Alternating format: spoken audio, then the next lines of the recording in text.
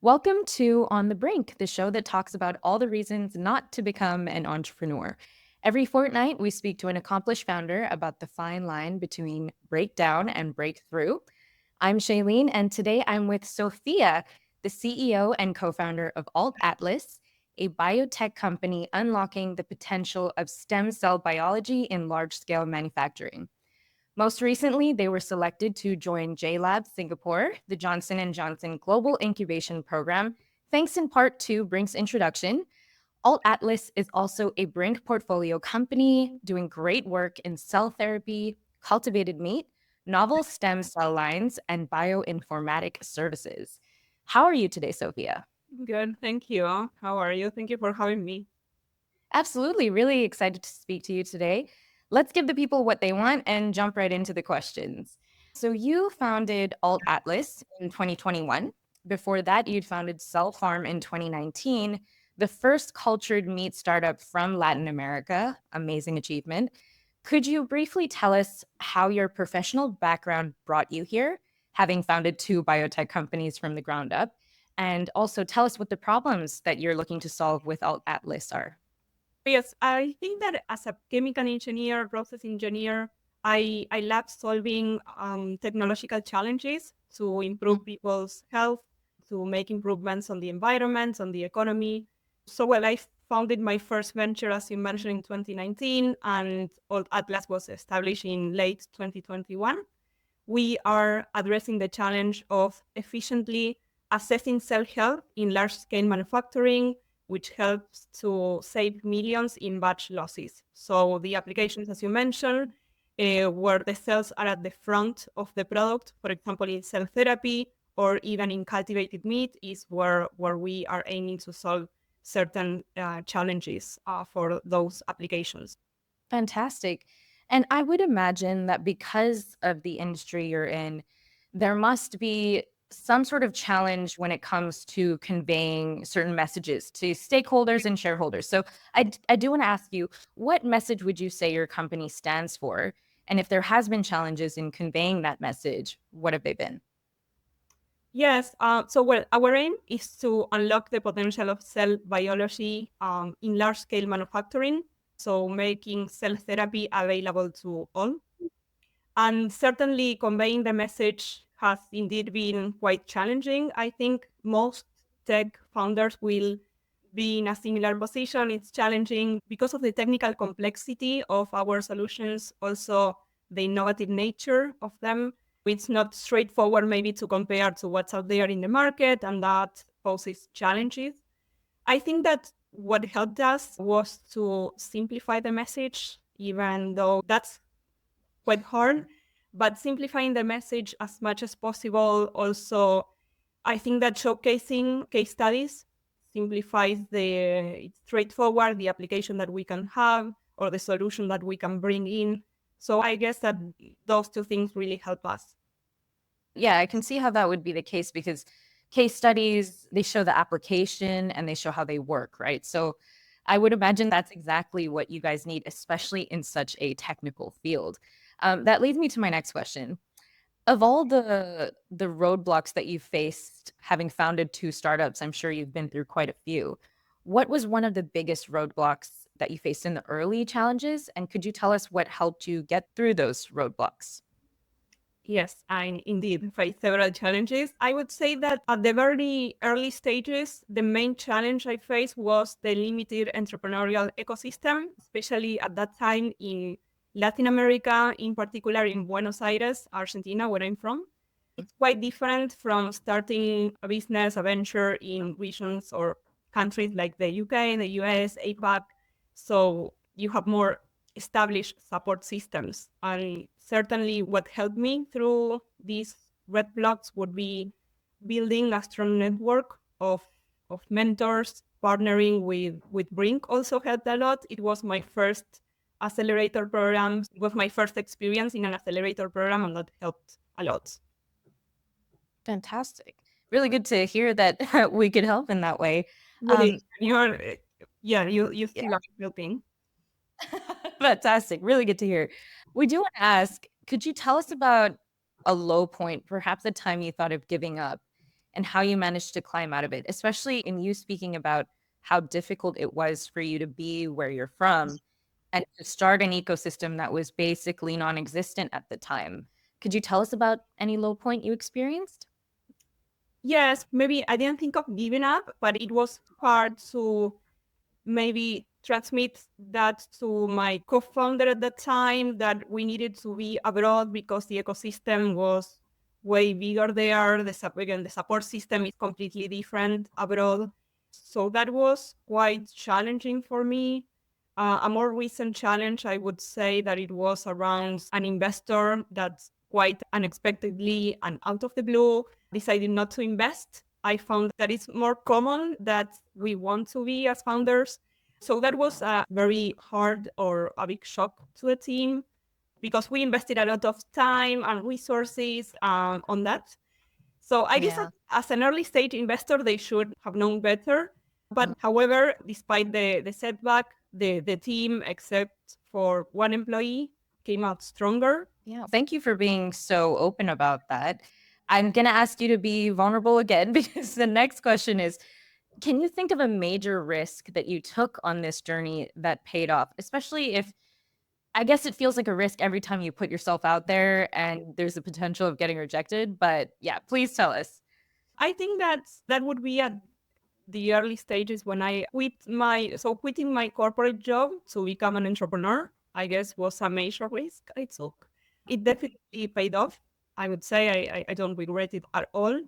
The people I had the honor to meet, the experiences I shared with mentors, fellow founders, those are invaluable experiences. So I also think that my professional growth has been, I would say, exponential. That otherwise, if I would have stayed in a corporate job, maybe wouldn't have been the case. We never know. But I would be happy to return to a corporate role because I do believe that the big corporations can make a massive positive impact on the challenges we face.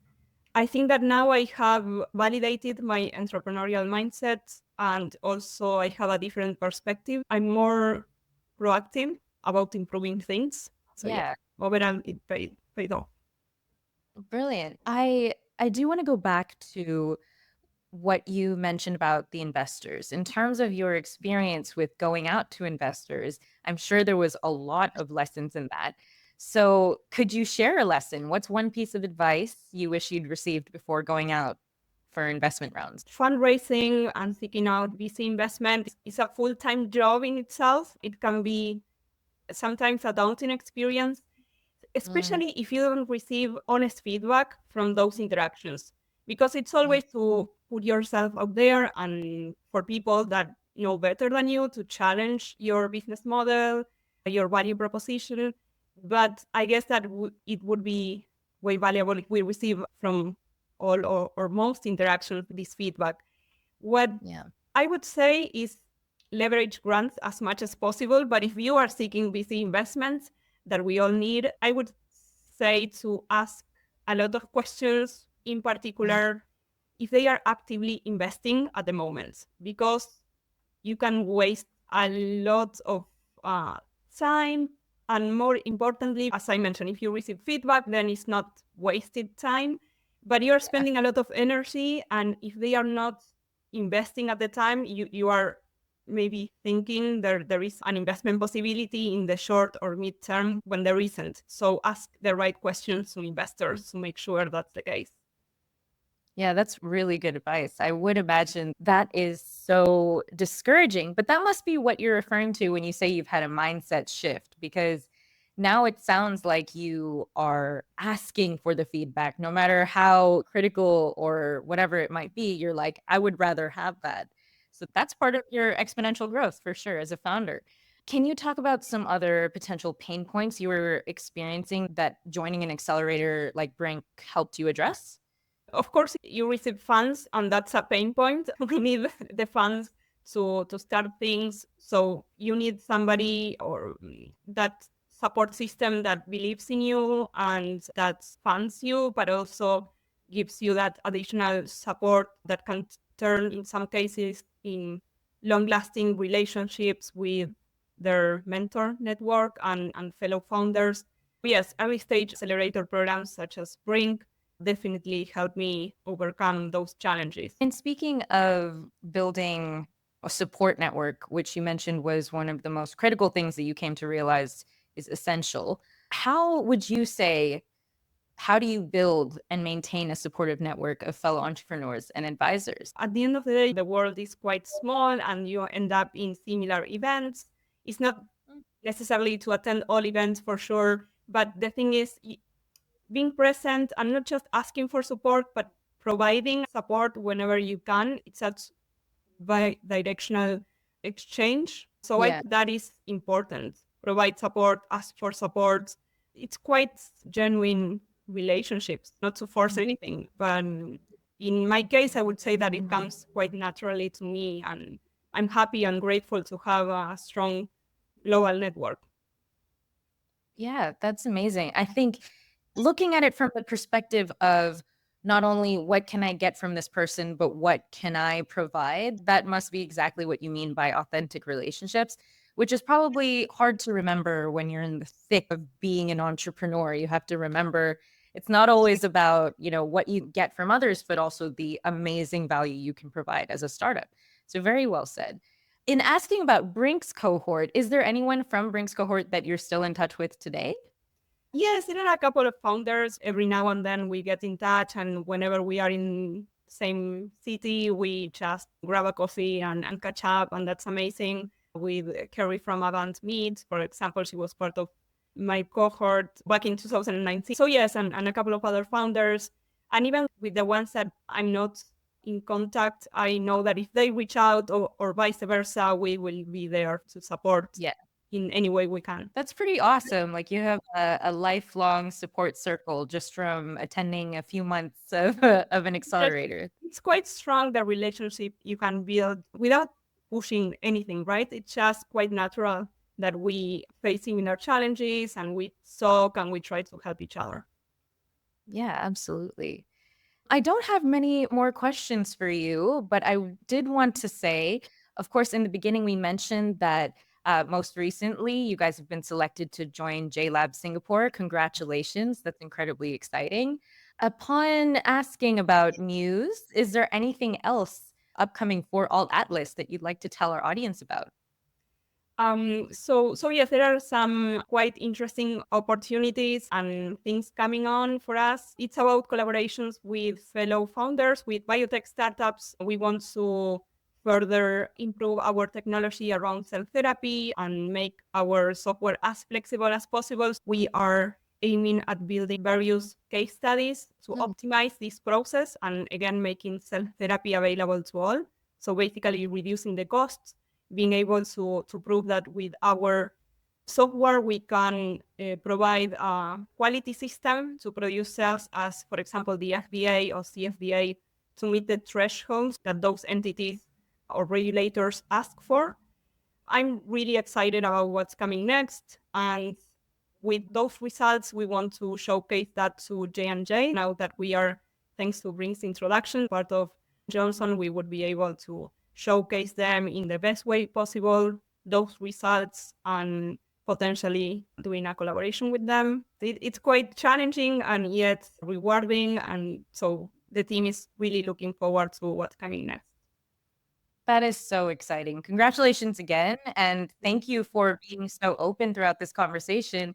And also, in writing those case studies, if you ever want Brinc to help convey the message, distribute it out there, we would be happy to blast it on our socials and our blog as well.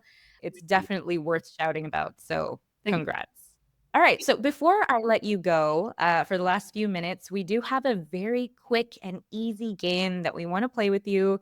And it's called Madness or Greatness, where we challenge our guests with a series of scenarios about the highs and lows of entrepreneurship. So your task is just to judge each scenario as either madness or a greatness.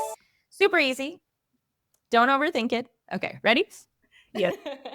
Okay, number one, skipping sleep to work more hours. I really wanted to hear your answer to this because you're, an engineer. So what do you think? I have to say madness. Yeah, madness. Number two, Focusing on your pitch deck as much as you focus on developing your MVP. Greatness, I would say. Number 3, launching to market without perfecting your service or product first. Greatness, the lean startup, something that makes sense to your customer, but yeah, it's greatness. If you do Yeah, it. I suppose feedback is what you're thinking about in saying greatness, right? It's essential. Got it. Number 4, attending as many events as you can to network. What are your thoughts? I would say madness. Is that from experience? No, I never did that, attending as much events as possible. I attended certain events because, of course, we need to split the time. Either you're fundraising or you're working with the team towards the technology or reaching out to customers. So Mm. as much as possible, then I would say madness. Attending events, it's great, and it gives you the chance to meet in person with people you already know or to meet new people, and that's great. Yeah, no, makes sense. Number 5, having a co-founder. What do you think? Greatness with the right support, greatness. Great. Awesome. Thank you so much for speaking with me today, Sophia. Is there anything you'd like to add before we close off? No, thank you so much for supporting us. Again, I really appreciate and I'm grateful for Brinc support. I'm really looking forward to what's coming up next. And thank you for having me. To find out more about Alt Atlas, visit alt-atlas.com, and to learn more about all the amazing founders and mentors in Brinc's ecosystem, head to brinc.io or subscribe and follow for the next episode of On the Brink, and we'll see you next time.